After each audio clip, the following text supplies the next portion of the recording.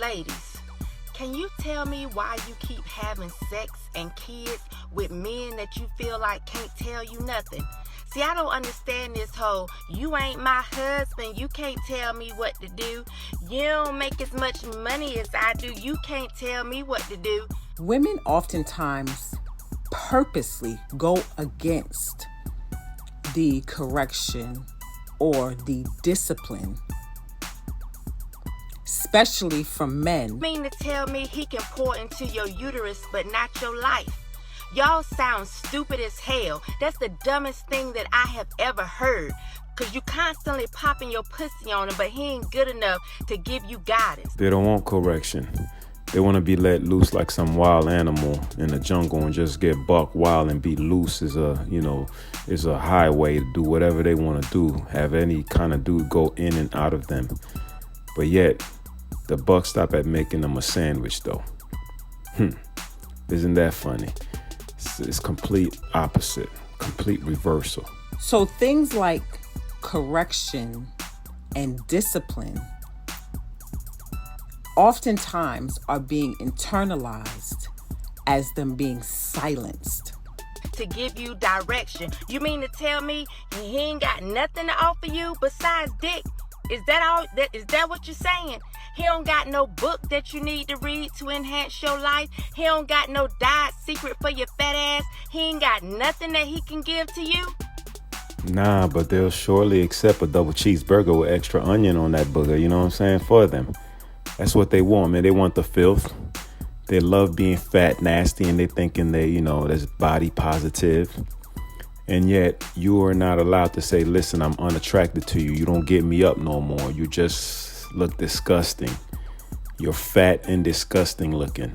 No, that's you shaming them. That's you destroying their little self-esteem. No, that's me telling you were attractive once and now you're unattractive. Why you having sex with him? Why you sleeping with him? See, I'm so sick of y'all hoes, I don't know what to do. But I'm going to tell you what, men, if they can't take your direction, don't give them the dick. Because they getting out of hand, don't know how to be corrected, and ain't nobody got time for that. Seriously. If it's your first time here, like, share, subscribe, hit the notification bell. That way when I drop a new one, you'll be notified. Appreciate you for your support, trying to grow this channel. So make sure you subscribe, all right? Let's get back to this content. It's one love and men ain't capable of it. This hoe is crazy. You see, because men love for real. Women want men's love to be emotional, but it's logical. It makes more sense. It's not delusion. Women want y'all to care about their emotions, that shit that's running in their heads. Men have greater things to worry about, like your goddamn survival. The majority of women love with conditions.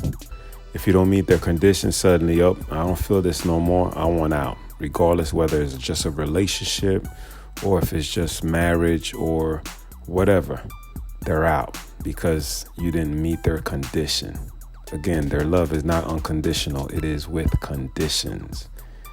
Regardless of what they say, that's exactly how they are. And they love for real. Just because they're not bowed down to your emotions and to your authority, basically kissing your ass, doesn't mean that they don't love. It means that they see a bigger picture. They see a lot further. They have more logical things in mind besides your wishy-washy emotions. So don't sleep on a man's love. It's more genuine than yours. But good luck. Listen, when it comes to getting things done, you got to put these women's emotion aside. You got to neglect it, whatever you need to do. Look over it, put it in the back burner, deal with that crap when everything is taken care of. And if you put the woman's emotion in the front burner or whatever, you're going to destroy yourself and your livelihood and your little foundation you done build up just so you can please some chick that you are truly involved with, but she's only involved with you conditionally. The smoking gun that tells us that female leadership is not better than masculine leadership is the Black community for the past 70 years. It has been female-led. Black women have done what they thought was supposed to be done and what was in the best interest of Black women. They have not been selfless. They have not been gregarious. They have not been generous or thoughtful. They have not been sacrificial to the rest of the community. They have not laid down themselves so that the community can rise up on their backs. Instead, they became cynical, very self-absorbent, very egotistical, and of course, they fell in love with themselves by simply looking at themselves in the mirror, to the point where they esteemed themselves up to being better than men and being better than their own counterpart, a Black man, to the point where I don't need you, I don't do this, I don't need that, but yet they clearly want a man to go spend several $100s on them on a first date and not even know you. Want me to pay your bills, you want me to pay your car payment, your rent. And when the man says no, he's shamed for it. That's what the Black community have become. These women have done a perfect job in showing how not to let femininity run things. It will be emotionally led. We'll be at World War III before it even starts. Black women have been completely 100% self-motivated, self-centered, and selfish about every decision.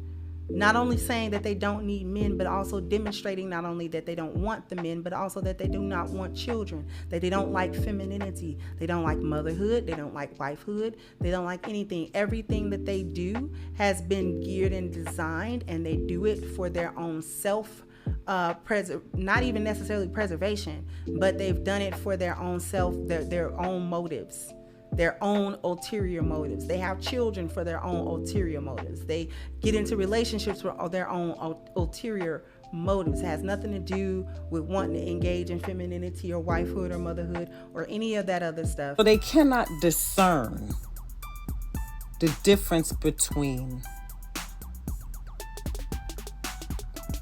being corrected and someone trying to shut them up or humbling them.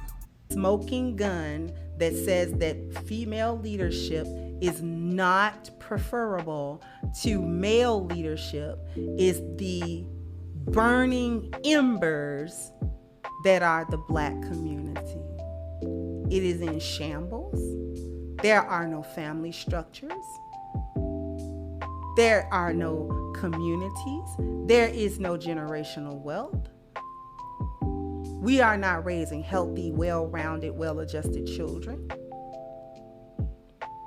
We are not raising well-adjusted males or females. Anything that goes against what they want to do, whether it's right or wrong, is a personal attack.